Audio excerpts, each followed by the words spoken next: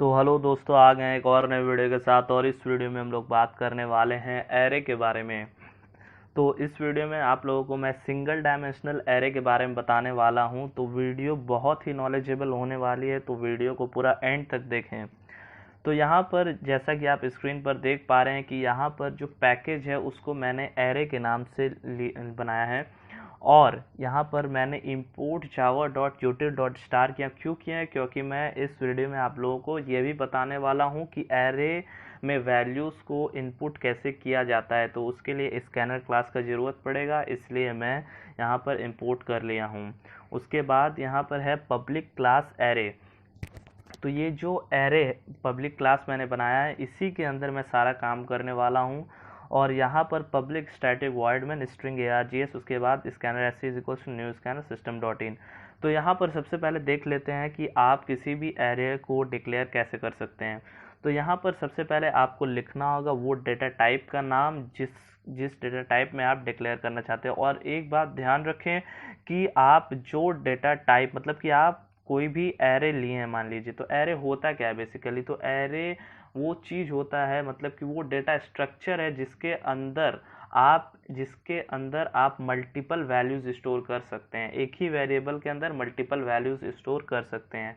अगर मान लीजिए आपने कोई भी नॉर्मल वेरिएबल इंट ए डिक्लेयर किया, तो उसमें आप क्या एक ही इंटीजर वैल्यू रख सकते हैं।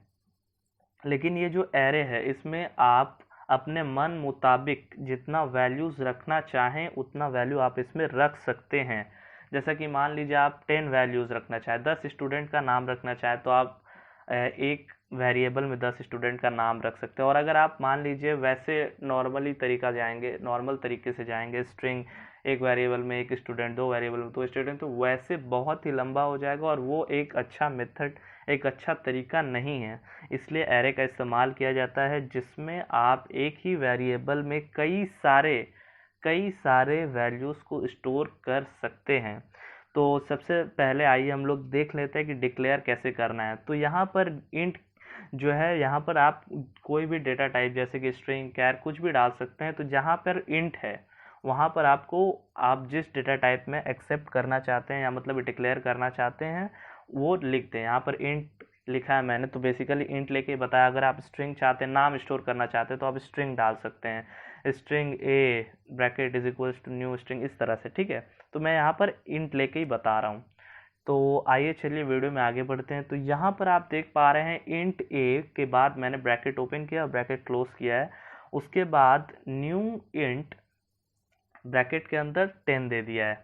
तो यहाँ पर हो क्या रहा है कि ये जो आपका एरे है उसमें आप मैक्स टू मैक्स 10 वैल्यूज़ को ही स्टोर कर सकते हैं। इस पे आपका 10 नंबर ही स्टोर हो सकता है। आप मान लीजिए पहले पहले वाले इंडेक्स मतलब पोजीशन पे 100 डाले, दूसरे वाले पे 200, तो इस तरह से आप 10 वैल्यूज़ को इसमें स्टोर कर सकते हैं। 10 से ज़्यादा वैल्यूज़ इस एरे में स्टोर नहीं हो सकता।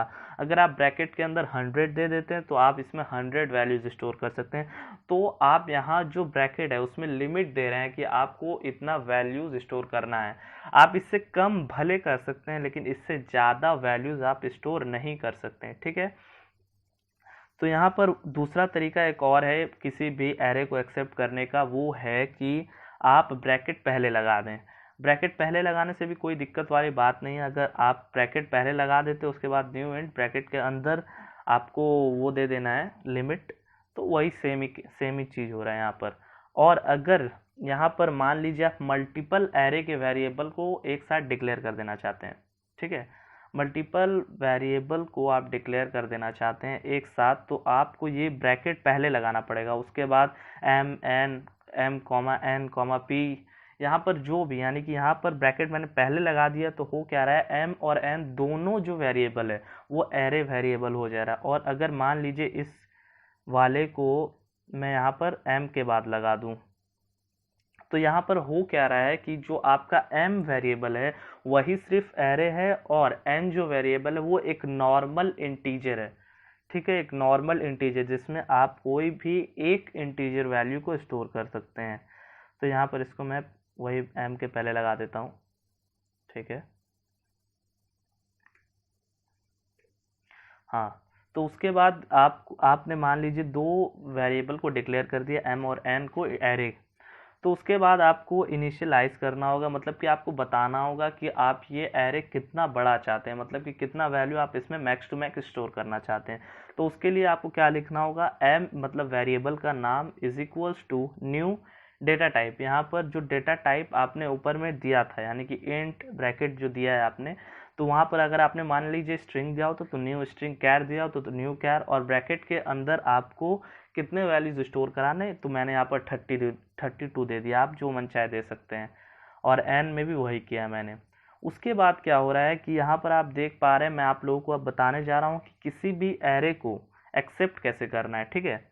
तो यहाँ पर हो क्या रहा है, देखिए यहाँ पर system.out.println इंटर योर एरे, यहाँ पर एक मैंने मैसेज दे दिया, और उसके बाद for int i is equals to 0, i less than 10, i plus plus.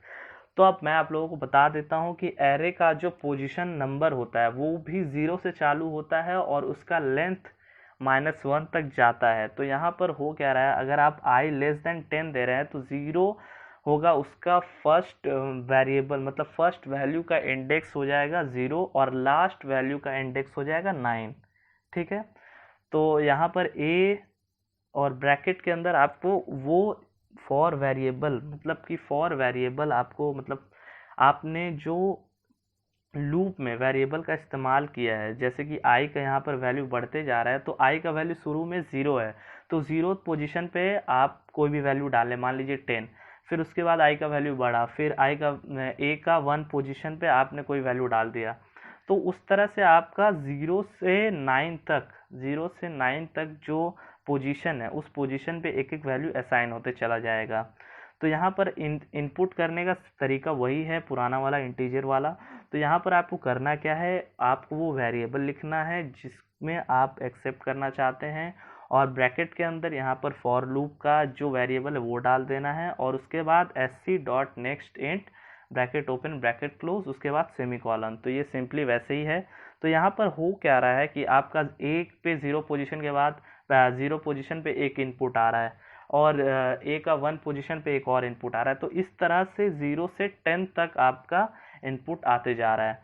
तो यहाँ पर अगर मान लीजिए आपने इज इक्वल टू 10 कर दिया तो ये एरर दिखाएगा, ये रन टाइम एरर हो जाएगा। रन टाइम एरर का मतलब हो गया कि आप अगर मान लीजिए आपने, जैसे कि आप वैल्यू डालते जा रहे हैं, जब तक कि लूप खत्म नहीं हो जाता तब तक तो कोई एरर नहीं दिखाएगा, लेकिन जैसे ही लूप खत्म होगा तो उसमें क्या हो जाएगा, 11 वैल्यू स्टोर हो जाएगा, और उसके कारण वहाँ पर एक्सेप्शन आउट ऑफ बाउंड दिखा देगा। क्यों?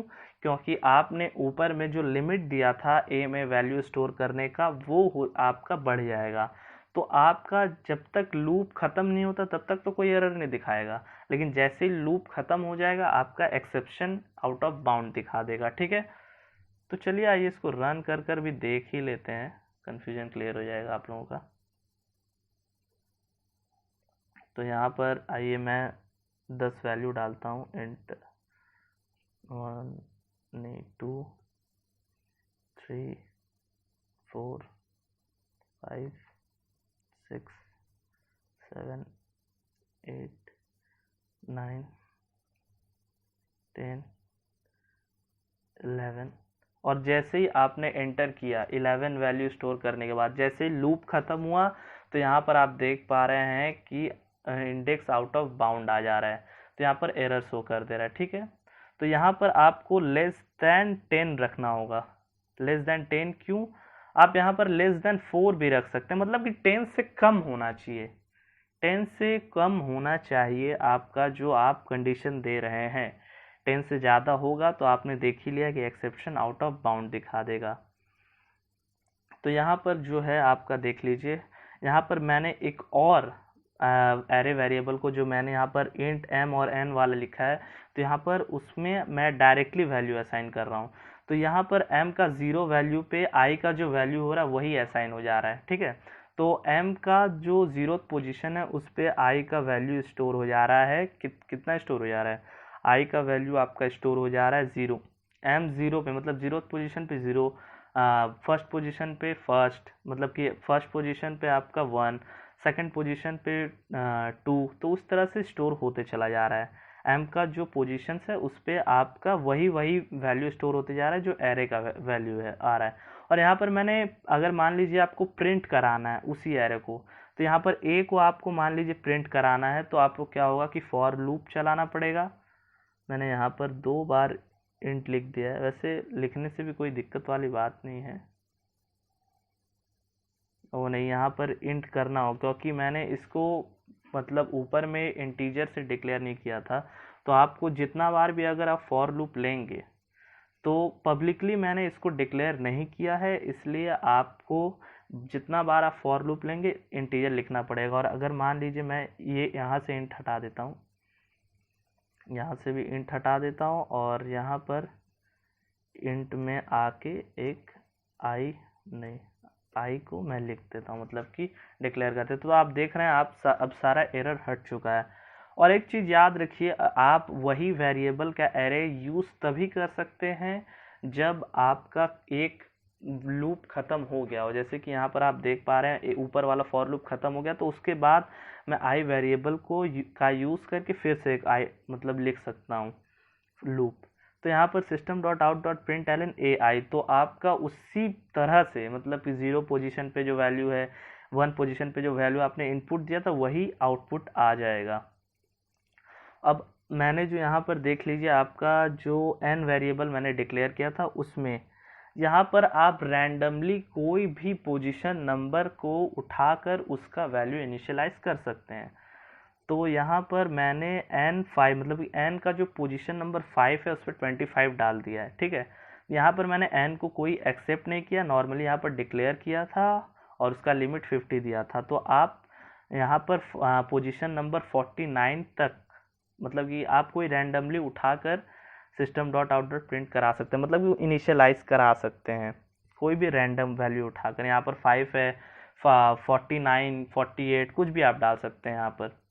और अगर मान लीजिए आपको कोई पर्टिकुलर वैल्यू प्रिंट कराना है, जैसे कि आपको ए का कोई पर्टिकुलर वैल्यू प्रिंट कराना है, तो यहाँ पर आपको सिंपली क्या करना होगा, यहाँ पर आप अगर डाल देते तो जो 5th पोजीशन पे आपका वैल्यू होगा वो प्रिंट कर देगा। तो आइए सबसे पहले यहाँ पर आउटपुट देख लेते हैं, ये सारा आउटपुट क्या क्या क्या आ रहा है।